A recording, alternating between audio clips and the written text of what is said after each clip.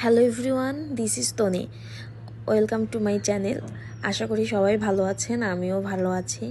তো এটা ছিল গতকাল রাতের ভিডিও। আমার পরীক্ষা শেষ হয়েছে কালকে, তো ভাবলাম যে একটু মজা করে কোনো কিছু খাওয়া যাক। তো ফার্স্টে ভাবতেছিলাম একটু বিরিয়ানি খাবো, বাট বিরিয়ানির জন্য তেমন মাংস ছিল না বা বিরিয়ানির মশলাটাও ছিল না। আর এই যে মাংসগুলো দেখতেছেন, এটা হচ্ছে এর আগে রোস্ট রান্না করা হয়েছে, দেন হচ্ছে আমি চিকেন ফ্রাইটা একটু বেশি খাই, তো সেইগুলো খাওয়া হয়েছে। আর এই ছোট ছোট মাংসের গলা হাড্ডি এগুলো ছিল, তো ভাবলাম আচ্ছা ঠিক আছে, এগুলো দিয়ে একটা ভুনা খিচুড়ি রান্না করি। খিচুড়িটা আমার বরাবর অনেক পছন্দ, মানে আমি খুবই পছন্দ করি খিচুড়িটা। একটা সময় ছিল যখন খিচুড়িটা তেমন খাইতে পারতাম না, গ্যাস হইতো, বাট এখন মোটামুটি আলহামদুলিল্লাহ ভালো লাগে।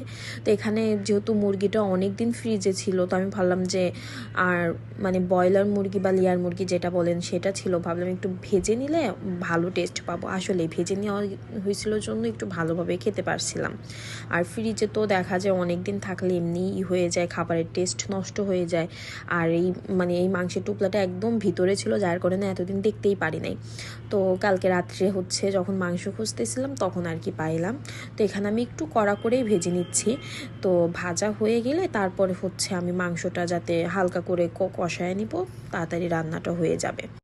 আমি যে কয়দিন পর রান্নাঘরে গেছি তা আমি নিজেই বলতে পারবো না। পরীক্ষা হচ্ছিল, তো রান্না টান্নাও তেমন করার সুযোগই হইতো না। আম্মু বাসা থেকে অনেক তরকারি রান্না করে দিছিল, তো সেগুলাই খাওয়া হইতো।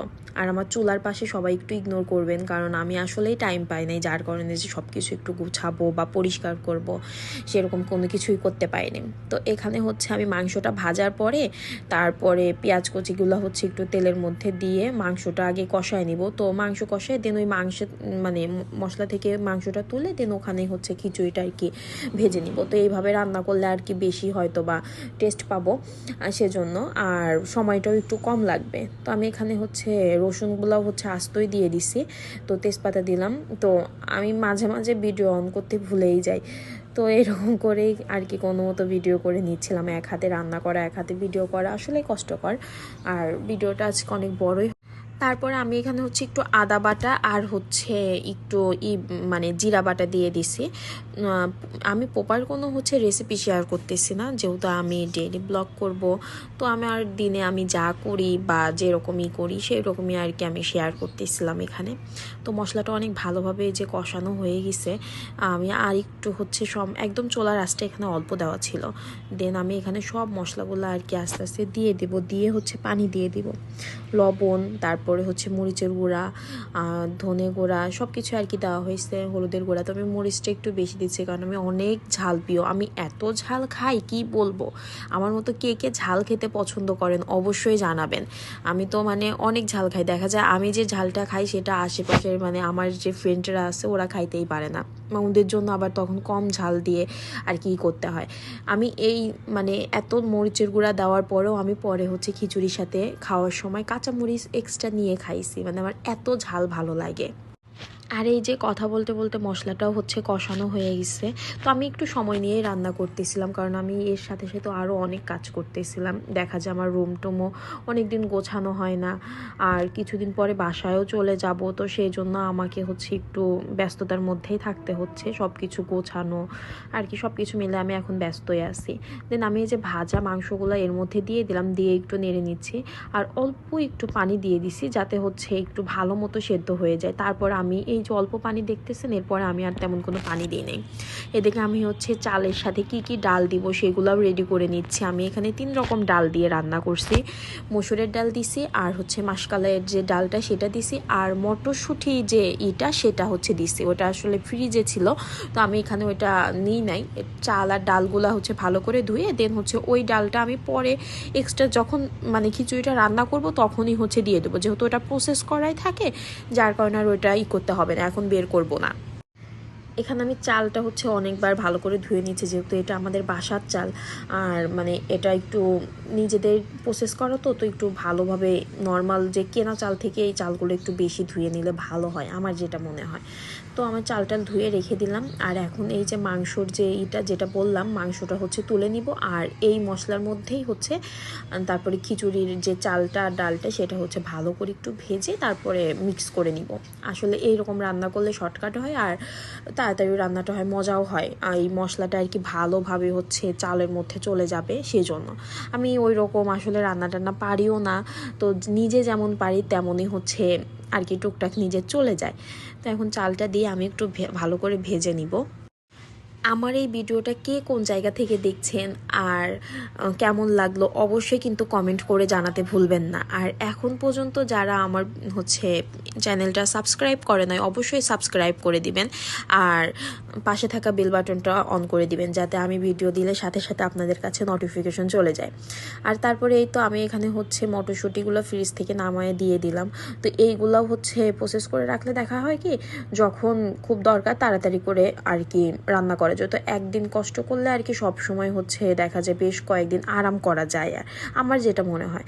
কারণ সব সময় তো সময় পাওয়া যায় না যে এটা প্রসেস করব বা এটা রান্না করব, দেখা যায় সেজন্য সব কিছু প্রসেস করা থাকলে আমার কাছে রান্নার কাজটা আসলে ইজি মনে হয়। এই তো তারপরে হচ্ছে আমি একটু কাঁচামরিচ এই যে এখানে হচ্ছে খিচুড়ির মধ্যে দিয়ে দিচ্ছে, একটা ভালো ফ্লেভার পাওয়া যাবে সেজন্য। কাঁচামরিচের ফ্লেভারটা অনেক ভালো লাগে খিচুড়ির মধ্যে বা পোলাওর মধ্যে দিলে। তো আমি দিয়ে আরেকটু হচ্ছে চালটা ভাজা ভাজা হয়েছে, আর 2-1 মিনিট ভেজে দেন হচ্ছে আমি পানি দিয়ে দেবো। এই যে দেখেন একটু নিচে লেগেও গেছে, মানে গল্প করতেছিলাম এখন আমরা কি বিষয় নিয়ে যেন একটা করতেছিলাম রুমে বসে, আর এদিকে এসে দেখি চালটা হচ্ছে নিচে লেগে গেছে। আমি দেন চামচটা চেঞ্জ করে তারপরে নাড়লাম, কারণ ওইটা দিয়ে নাড়তে পারতেছিলাম না। আর মোটামুটি রান্নাটা আমিই করি বেশি, সবাই আমার হাতে রান্না খেতে পছন্দ করে, জানি না কেমন হয়। আমি কখনো আমার বাসাতে রান্না করি নাই, ব্যাচেলর থাকি, যার কারণে এখন হচ্ছে রান্না করে কষ্ট করেই খেতে হয়। সারাদিন পরে এসে রান্না করাটা আসলে একটু কষ্ট, বাট ওই যে দিন শেষে বাসার খাবার আসলে মজা লাগে এইটাই। বাইরে তো কেনা খাবার অনেক খাওয়া হয়, বাট ওই রকম আসলে মজাটা পাই না। হোস্টেল লাইফে থাকা যেমন মজাও আছে তেমন আসলে কষ্টও আছে। এই যে দিন শেষে সারাদিন এক্সাম শেষ করে দেন হচ্ছে আরও টুকটাক কাজ ছিল সেগুলো শেষ করে বাসায় এসে রান্না করে খাওয়া, মানে এটা আসলে কষ্টকর আমার কাছে। তো দেখা যায় যারা সংসার করে তারা অন্তত দিন শেষে রাত্রে একটু তাড়াতাড়ি ঘুমাইতে পারে। আর আমরা যারা পড়াশোনার জন্য বাইরে থাকি বা পড়াশোনা করি তাদের আসলে রাত্রেও পড়াশোনা করতে হয়, মানে কত কাজ থাকে। যাই হোক সেই কথা বাদ দিই। তো আমি এখন এই যে খিচুড়ির মধ্যে হচ্ছে মাংসটা দিয়ে দিলাম, যেটা আমি আগেই তুলে রাখছিলাম, দিয়ে এখন হচ্ছে ভালোভাবে মিক্স করে নিব। আর আবারও বলতেছি, যদি ভিডিওটা এই পর্যন্ত দেখে থাকেন অবশ্যই একটা লাইক করবেন আর কমেন্ট করে জানাবেন যে কেমন লাগলো ভিডিওটা। আর এই মশলাটা হচ্ছে বাসা থেকে আমার আপু বানিয়ে দিছে, এটা একটা মিক্সড হচ্ছে গরম মশলা বা যেটাই বলেন সেটা, এটা সব কিছুতে আমি মোটামুটি দিই। এটা দিলে আর কি রান্নাটা আমার অনেক মানে একটা ভালো একটা স্মেল আসে, স্ট্রং, আমার ভালো লাগে অনেক আর কি। তো আমার রান্নাটা মোটামুটি হয়ে গেছে, একটু দমে রাখছিলাম, দেন এই যে হয়ে গেছে, এখন খাওয়া দাওয়া করে নিব। মানে খিচুড়িটা আসলে অনেক মজা হয়েছিল, তো আপনাদের সাথে রিভিউ দিয়ে দিলাম। সবাই আর কি মজাই বলছিল খিচুড়িটা আমার মোটামুটি ভালো হয়। তো এখানে হচ্ছে সালাদ কাটতে বলছিলাম আমার একটা ফ্রেন্ডকে, ও জাস্ট কোনো মতো মাঝখান থেকে মেবি 2টা কি 3টা হচ্ছে করে ফেরে রেখে দিছে, মানে কোনো সুন্দরভাবে যে একটু মাখাবে খিচুড়ির সাথে একটু মাখা সালাদ খাবো মানে তাও নেই। এত অলস কি বলবো। দেন এই যে দেখেন আমি আবার কাঁচামরিচ নিচ্ছি, তারপরে হচ্ছে লেবু নিচ্ছি।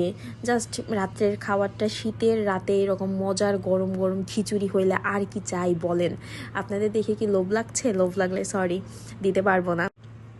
আর বিশেষ করে মটরশুঁটি দিছিলাম, মটরশুঁটি মানে যখনই মুখের নিচে পড়তেছিল অনেক ভালো লাগতেছিল। দেন আমি একটু সালাডটাও নিয়ে নিলাম, একটু মাখায় সুন্দর করে